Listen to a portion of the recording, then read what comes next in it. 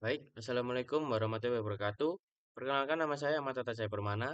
Di sini eh, dengan NIM 240501100323. Di sini saya akan mengerjakan tugas yaitu membuat video tutorial SPLS untuk memenuhi tugas statistik.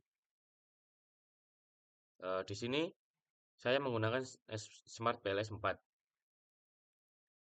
versi terbaru. Nah, langsung saja kita kerjakan yaitu yang pertama membuat project baru, namanya terserah. Jika sudah, kita harus mengimpor datanya terlebih dahulu. Nah, sebelum kita impor, kita harus harus mempunyai datanya terlebih dahulu. Yaitu ini, saya sudah siapkan datanya. Nah, sebelum kita impor, skillnya ini harus metrik semua. Tidak boleh ada yang lain, harus metrik semua. Sudah impor. Nah, ini adalah hasil imporan dari data tadi. Yang selanjutnya, langkah selanjutnya ada di PLSM. Langsung saja kita tekan PLSM, save. Nah, ini sudah masuk di menu PLSM. Yang pertama, kita harus membuat pad diagramnya terlebih dahulu, yaitu data X1 kita tekan shift arah bawah. Nah, batasnya yaitu bisa kita lihat di data yang kalian punyai. Jika X1 itu apa, X2 itu apa, dan berapa respondennya. Nah, yang pertama ini ada.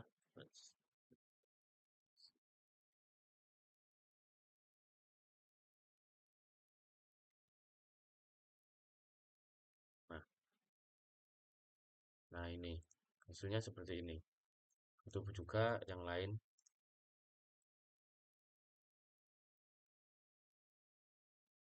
Ini namanya sesuai dari data yang kalian import tadi.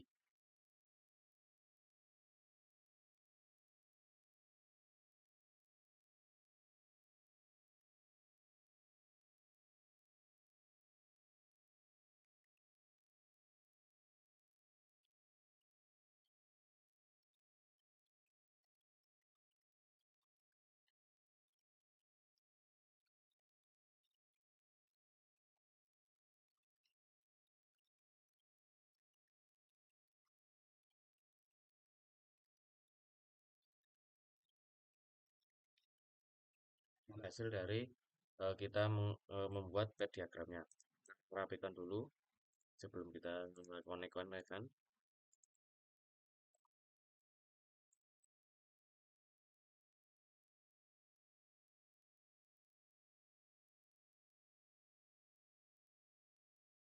Nah, selanjutnya kita konekkan data apa diagramnya satu persatu. Ini X1 ke Y, X2 ke Y, X3 juga ke Y. Selanjutnya X1 ke Z, X2 ke Z, dan X3 ke Z juga. Nah, ini harus ke Z juga, Y ke Z juga. Nah, sudah. Ini kurang rapi. Nah, baik. Langkah selanjutnya yaitu di outer model atau uji outer model. Di langkahnya yang pertama kita cari calculate dan PLSM algorithm. Nah, ini langsung saja start calculation. Nah, di sini bisa kita lihat ada namanya outer loading dan juga discriminant validity. Nah, outer loading ini dinyatakan valid atau tidak. Bisa kita lihat di sini hijau semua, berarti datanya itu valid. Jika salah satu ada yang merah, berarti itu datanya tidak valid. Nah, data valid itu angkanya harus di atas 0,7. Nah, di sini kan 0,9 semua, jadi bisa dikatakan valid. Nah, yang selanjutnya ada di discriminant validity. Nah, ini beda dari yang tadi um, auto loading. Jika discriminant validity ini tidak boleh, angkanya tidak boleh lebih dari 0,9. Jika ada yang di atas 0,9, itu datanya tidak valid. Nah, yang selanjutnya ada di inner model. Inner model ini ada yang namanya R square, dan juga F square. Nah, F square ini dan juga F square ini. Nah, baik, selanjutnya ada di eh, menu. Langkah selanjutnya yaitu mencari koefisien. Koefisien itu bisa kita cari di calculate bootstrapping. Start calculation saja. Nah, ini hasilnya sama, namun ada yang beda. Yaitu di sini kita mencari bukan lagi autoloading ataupun diskriminan, yaitu kita cari path coefficient. Nah, di path coefficient ini ada yang namanya T statistik dan juga P value. Nah, ini dua item ini digunakan di nanti untuk uji hipotesisnya di Microsoft Word nanti. Nah, selanjutnya ini sudah ada di nah, langkah selanjutnya ada di PLS Predict. Nah, ini untuk mencari LV Prediction Summary. Kita di menu CV4 ini PLS Predict CV4 Start Calculation. Nah, beda dari yang tadi kan? Ya. Nah, kita cari yang ini LV. Ini mencari Q2 predik. Nanti ada di eh, apa namanya di yang bagian uji hipotesisnya. Nanti bisa dilihat. Ini adalah langkah terakhir dari uji langkah terakhir dari menggunakan Smart PLS 4 yang mudah.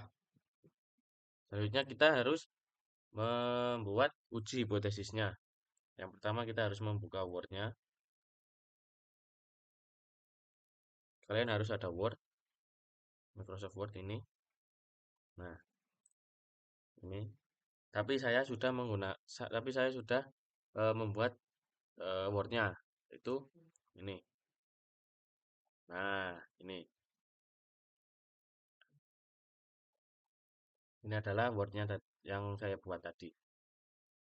Baik. Nah, di sini kita membuat analisis. Yang pertama ada di hipotesis penelitian. Nah, resepsi tidak berpengaruh signifikan terhadap minat bernabung ini bisa kita lihat di ini, calculate bootstrapping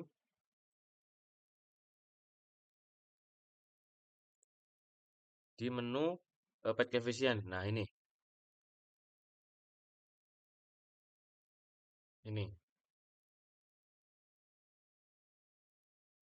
Nah, ini. Jadi eh, bisa dikatakan berpengaruh atau tidak berpengaruh itu sesuai ini, statistik dan p-value.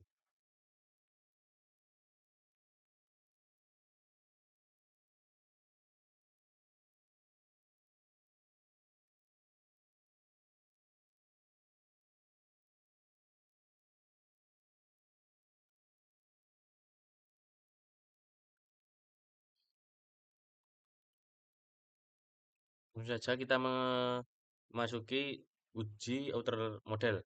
Yang pertama ada uji validitas konvergen. Nah, uji validitas konvergen ini eh, bisa kita lihat di outer loading yang tadi. Nah, ini bukan di sini, tapi di PLSM algorithm. Nah, bisa dilihat di sini. Mana yang valid, mana yang enggak. Nah, di sini kan data data saya kan valid semua, hijau semua. Karena kan seluruh variabel indikator pada variabel resepsi, motivasi, brain image, minat menabung, dan religiositas memiliki nilai di atas 0,7. Nah, data saya di sini semuanya di atas 0,7 dan bisa dinyatakan valid semua. Nah, selanjutnya ada di average variance extract. Nah, ini kita cari di yang tadi eh, apa namanya? Sini. Nah, ini di menu kontrak. probability dan validity. Nah, ini adalah hasilnya dari ini, page ini. Bisa dinyatakan valid. Ini variabel seluruhnya harus berada di atas 0,5. Bisa dinyatakan valid. Berikutnya ada di uji validitas diskriminan. Kita bisa dilihat tadi yang bagian diskriminan validity. Nah, ini bisa dinyatakan valid seperti yang saya tadi bilang. Tadi saya bilang yaitu nilainya tidak boleh memiliki di atas 0,9. Harus di bawah 0,9. Nah, selanjutnya ada di inner model. Nah, inner model ini ada di R square dan F square. Nah, ini yang tadi R square-nya ini, F square-nya ini.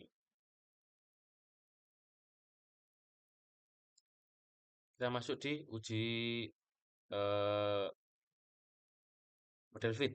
Nah, ini ada di model fit. Kita cari di sini model fit. Nah, ini semuanya sama di sini. Bisa kita lihat.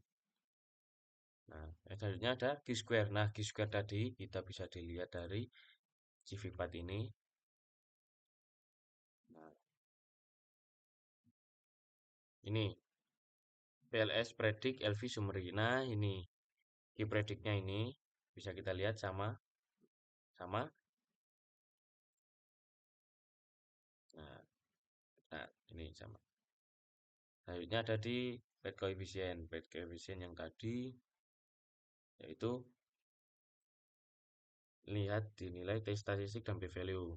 Bisa dinyatakan signifikan jika T statistik ini di atas 1,96 dan P value ini tidak boleh melebihi 0,05.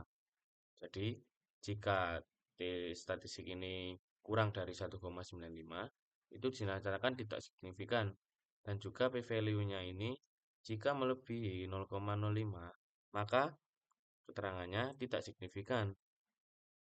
Selanjutnya ada di eh, uji spesifik indirect effect atau mediasi. Nah, ini sama seperti yang tadi di ini di pet. Nah, ini pet diagramnya atau kerangka ini konseptual bisa dilihat di situ. Selanjutnya ada di F square. Selanjutnya ada di kesimpulan yang terakhir kesimpulan. Nah, kesimpulannya seluruh indikator dalam model memiliki overloading di atas 0,7. Jadi dinyatakan valid karena data saya tadi tidak ada yang di bawah 0,7. Selanjutnya ada nilai AV. Seluruh variabelnya lebih besar dari 0,5 sehingga validitas konvergen terpenuhi atau dinyatakan signifikan. Nah, nilai dari data saya seluruhnya di atas 0,5. Jadi aman, dinyatakan valid. Nilai HTMT. Nah, ini seluruh hubungan kontrak di bawah 0,9 yang tadi di validity diskriminan. Nah, bisa dinyatakan valid atau terpenuhi jika datanya itu nilainya di bawah 0,9 dan tidak ada yang di atas 0,9. Selanjutnya ada di ini sama nilai crown batch ini, nilai S square-nya ini tadi dan nilai SMR-nya tadi yang ini.